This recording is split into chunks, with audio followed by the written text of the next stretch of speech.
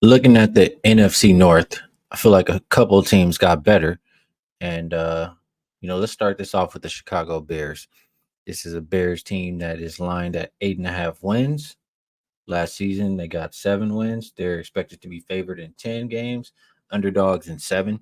And you have now replaced Justin Fields with Caleb Williams.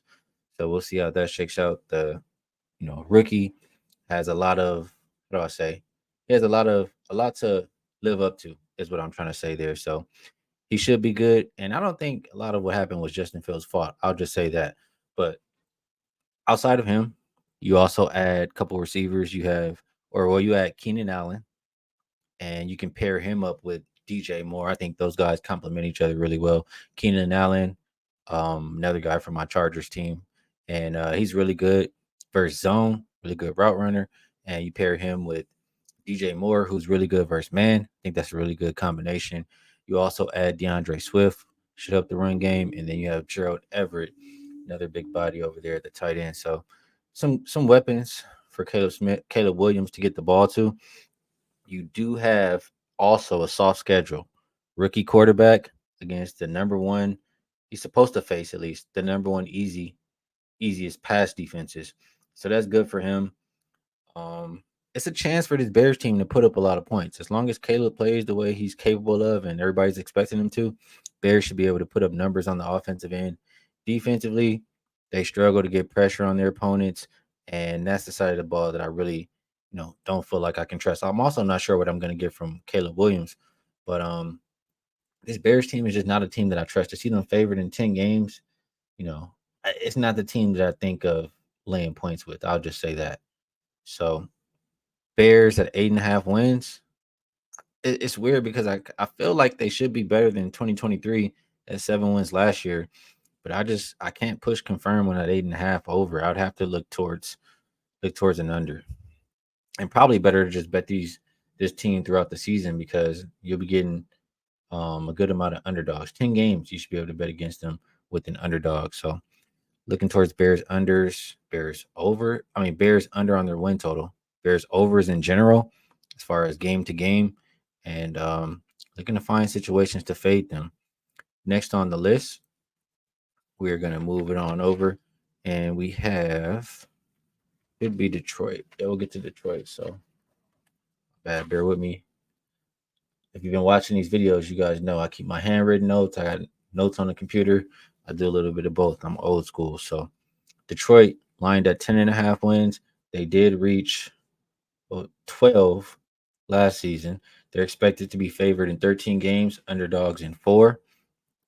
And this one, I mean, it's pretty interesting for me here. First 8 weeks, they have the number 5 easiest schedule. They face a lot of easy defenses just in general. And there we go.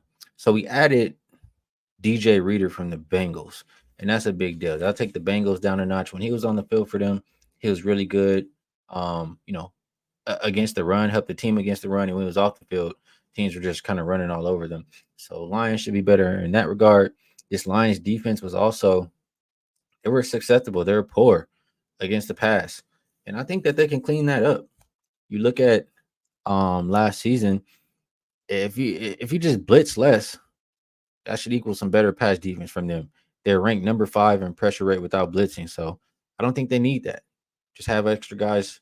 You know, you don't need to blitz if you're already getting there with the guys up front. They were the most penalized road team, so if you can clean that up, and I would expect to for a you know, hungry team like they are, well coached team like they are, I would expect for them to clean up those penalties. Uh, let's see, there's a couple more things that I like that I'm blanking out on. Oh, this one is big. I mean, if this team was to go all the way to the Super Bowl, if my bad, if they secure number one in the NFC, 17 out of 20 games can be played indoors, and that's huge for Jared Goff. We know he's a big dome guy, much better in indoors and outdoors. So to have that in your back pocket as well is another plus for this Lions team. I see no reason why they can't do it again, why they can't get 11 wins this season. So I would be going up and over. This is also a team that really strong first half team. They led at half in 13 games. It was the third quarter where they kind of started to fall off. They're really good in the fourth quarter too. The best fourth quarter scoring team. So something about coming out at half they got to fix and to be better in that third quarter. But could be a team to ride in that first half once again, and also could be worth a look at the division. I mean, they are the favorite, but you're getting plus money, plus 130. Talk about it a little bit more in a moment. Next on the list, we have the Green Bay Packers. They're also lined at 10.5 wins. This is a team that is expected to be favored 12 times, and they should be underdogs in 5 games here.